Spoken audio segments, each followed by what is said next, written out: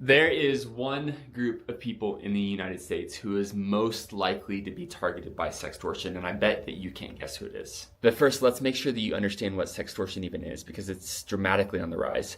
Sextortion is a crime where someone on the internet, a predator, a criminal, will convince a person, oftentimes a young person, to send a nude image of themselves, and then they'll use that to wield power over that person, trying to extort them for either money or continued imagery, other sexual things.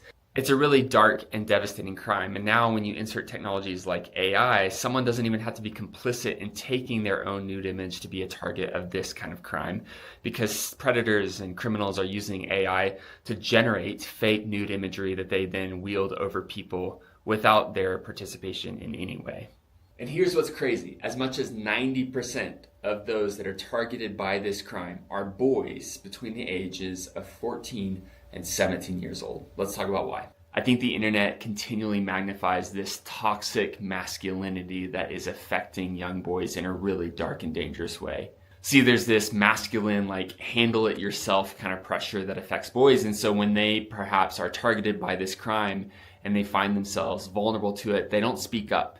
They think they have to just completely handle it on their own and not involve anybody who can be a help to them. And it leads to some devastating impacts for mental health and self-harm that we're seeing dramatically on the rise amongst boys specifically.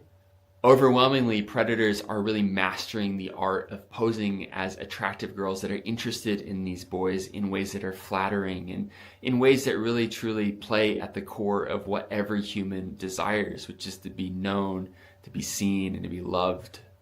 And the escalation of the crime is crazy fast. In literal minutes, it can move from a first contact all the way escalated to threats and extortion.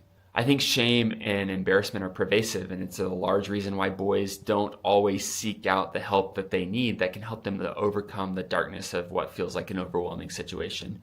And in order to respond effectively, we're going to have to come at it from multiple angles. We need stronger legislation, we need better policing, but we also need healthy conversations and dialogue between trusted adults and young people, so that when they enter into the digital world, they are aware of the dangers that exist. They're able to name it and thus disarm and take away some of the power that predators and criminals have over young people today. Because when you know what sextortion looks like and you know the red flags of it, you're able to actually steer clear of it from the very beginning.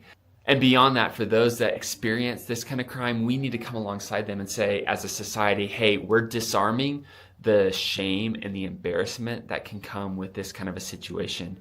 This is not your fault. This happened to you. And we can help you to take the next steps. We can link arms. We can help you to see that this is not the end of your story, that this moment that feels like it's world ending does not have to be. We can walk through this, you and I, if we link arms, but we have to do it together. It's Internet Safety Month here in the US, and these are the kinds of conversations that we at the Exodus Road are absolutely passionate about, because we see the way that they are affecting the lives of real teen boys and teen girls and young people across America and across the world.